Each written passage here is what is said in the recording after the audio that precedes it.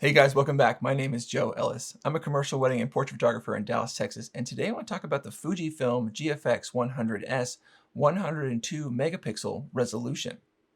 So yesterday I was putting finishing touches on a video about this very topic, looking at 102 megapixels versus the resolution of, say, something like the Fuji XT4 or a full frame camera, and talking about why you might want to have 102 megapixels of resolution.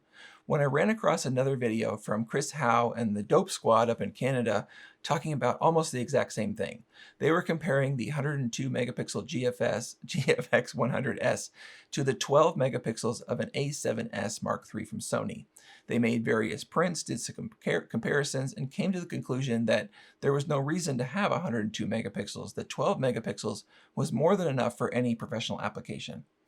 And, that really floored me. So I thought I would make a video that kind of addressed that and talk about why I think those guys are up to their necks in Canadian goose poop. So let's get into it.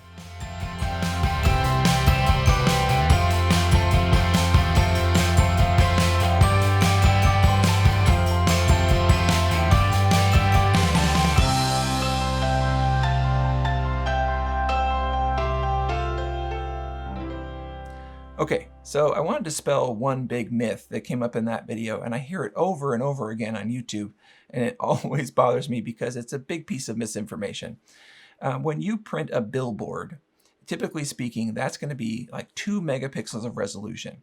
And the main reason for that is that when you're viewing a print from hundreds of feet away, you don't need a ton of resolution. And that is absolutely the truth.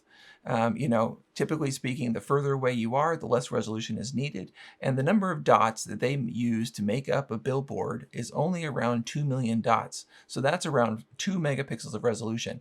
So you can get away with shooting those with an iPhone or a 12 megapixel camera, and it won't really matter. And that's absolutely true, but that's not really what we're talking about here. There's another class of image that's equally as important and valuable that does need the resolution, and that is large prints for a gallery or for your home.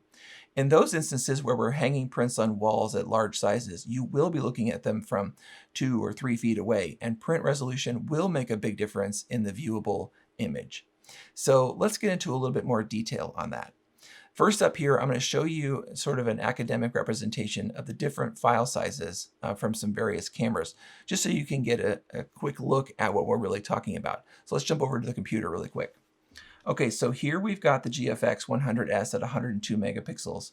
And then one size down, I have the Phase 1 IQ160, which is my previous medium format digital camera. That's a 60 megapixel back. The other size here, this little thin line, that's the 60 megapixels from an A7R Mark IV. So you can see that's the difference between the 2:3 aspect ratio versus the 3:4. Curiously, the Micro Four Thirds camera, the Olympus camera, the Phase 1, and the GFX are all 4:3, whereas the Sony and the Fujifilm XT4 are 2:3 aspect ratio. So you can see the difference in how the cropping might affect how much resolution you're going to keep. If you crop an image to, let's say, 8:10, you might have a lot less of your resolution from a 2:3 aspect ratio sensor. And if you go 9:16, for example, it may go the other direction. So it's important to know kind of the type of images that you like to make before you maybe choose an aspect ratio for your sensor. Okay. So those are the relative sizes of the images. And keep in mind, this does not have to do with sensor size. The A7S Mark III is a full frame sensor, so that sensor size physically is much larger than this Olympus one or the Fuji.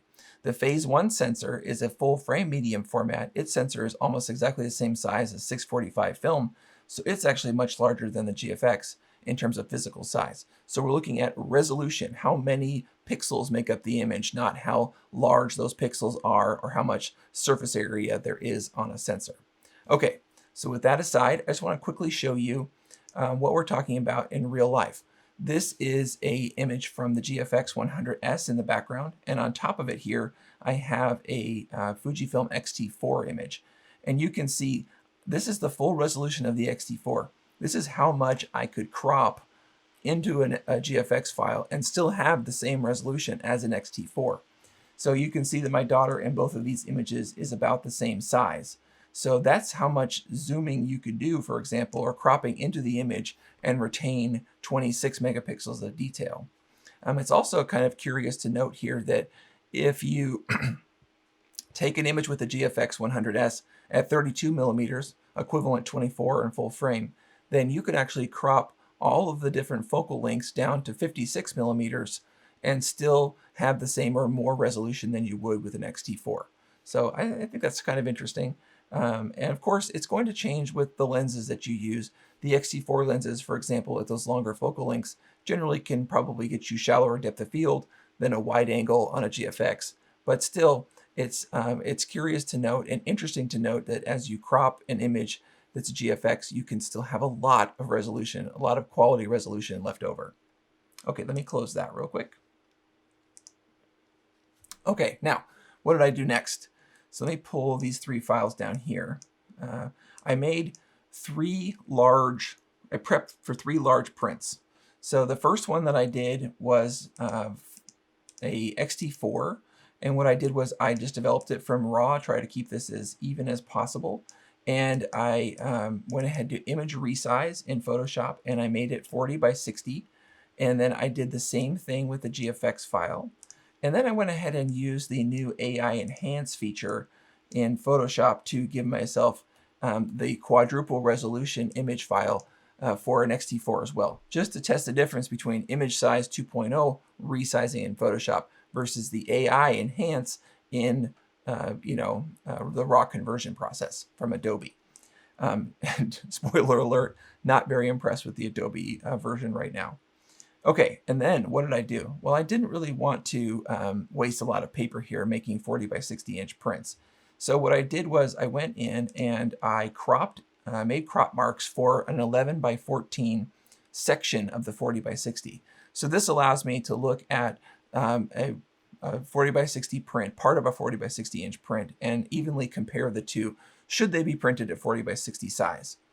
So I'm going to go ahead and show you guys that now. If I just go ahead and do a workspace, arrange, tile all vertically, we can quickly look at these varying print sizes here. So let me just get these sort of lined up here real quick. And then let's go ahead and look at these at 100%. So I'll go ahead and this is the AI enhanced version. And there's her face.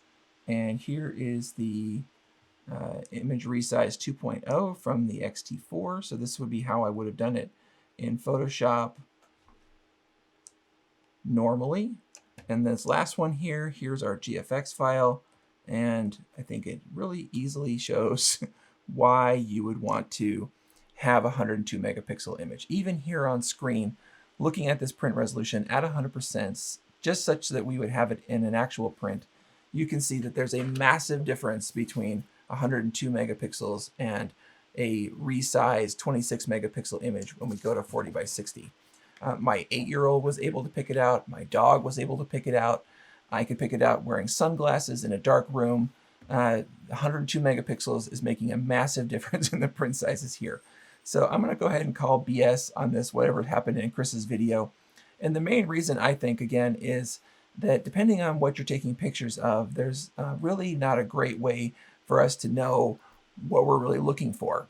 And in point of fact, if you're comparing rocks on a waterfall, I think that that is a scenario where we don't really know which one is sharper, and maybe contrast, maybe those kinds of things will make a bigger difference in us being able to discern detail. But if you look at human faces, which is something I do all day, every day as a people photographer, it makes an absolutely massive difference in the file and in the print, and I think that this proves it. So, I also want to show you one last thing here, and that is just looking at what a 40 by 60 inch print is, because, when you have a GFX100s file, 40 by 60 is still a scenario where you're making the image a little bit larger in order to print it.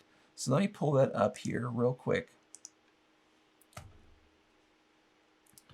So this is 40 by 60 at 300 DPI, and you don't have to print everything at 300 DPI, but I do think that it's a benchmark that we can all kind of talk about and normalize here. So the pink background here, that's 40 by 60 at 300 DPI. This is a GFX file in native resolution. There's your phase 1, your XT4, your Olympus OMD cameras at 20 megapixels, and all the way down here, in this sort of postage stamp part of a 40x60, that's the Sony a7S Mark III. So just know that depending on what you're actually taking photos of, there is absolutely, clearly, without a doubt, 100% a difference between 102 megapixels and 26 megapixels or 12 megapixels of resolution when it comes to making large prints. And just what is a 40x60 in real life? Let me just pull one of those up real quick. Not sure we're going to be able to get it all on camera, but this, I don't even know how to get it all up here. This is a 40x60. I am 6 feet 4 inches tall, and I can't even get my whole self in here, but it comes up to about my chest level, and it's a great size. It's a great size for putting above a couch, for example, or making a fine art print, and you see them all the time in galleries. So don't believe the hype or the dope, as it were.